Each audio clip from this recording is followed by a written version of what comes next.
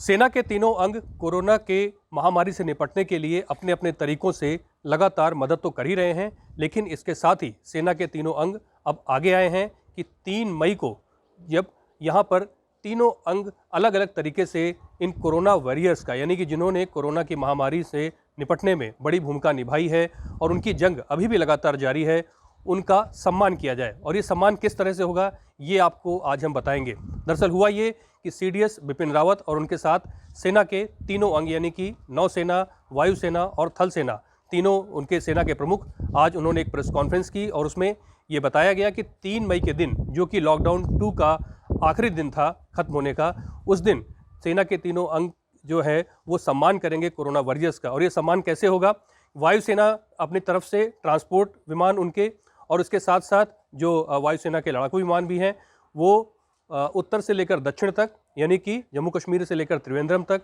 और यहाँ पूर्व से लेकर पश्चिम तक, यानी कि डिब्रूगढ़ असम में, वहाँ से लेकर कच्छ तक उड़ान को भरेंगे। और इसके साथ ही कई जगहों पर वो फूल भी बरसाएंगे। और इस तरह से ये बात हुई वायुसेना की।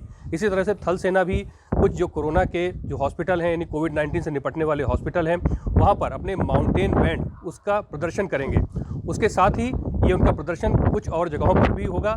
और नेवी ने भी इसके लिए खास इंतजाम किए हैं। नेवी का जो प्लान है वो ये है कि जो कोस्टल इलाके यानी तटीय इलाके, वहाँ पर इसको एक फॉर्मेशन में नेवी के जो वॉरशिप हैं वो तैनात किए जाएंगे और साथ साथ उनमें लाइटिंग भी की जाएगी। तो ये एक तरीका है ग्रेटिट्यूड को दर्शाने के लिए, सम्मान को दर्शाने के लिए उन कोरोना वॉरियर्स का, जो कि देश में लगातार अपनी न सिर्फ एक युद्ध में भूमिका निभा रहे हैं कोरोना के खिलाफ, बल्कि एक ऐसा अभूतपूर्व योगदान दे रहे हैं जिससे कि देश में एक नया उदाहरण पेश हो रहा है। राज्यसभा टीवी के लिए मैं पंचानन मिश्रा।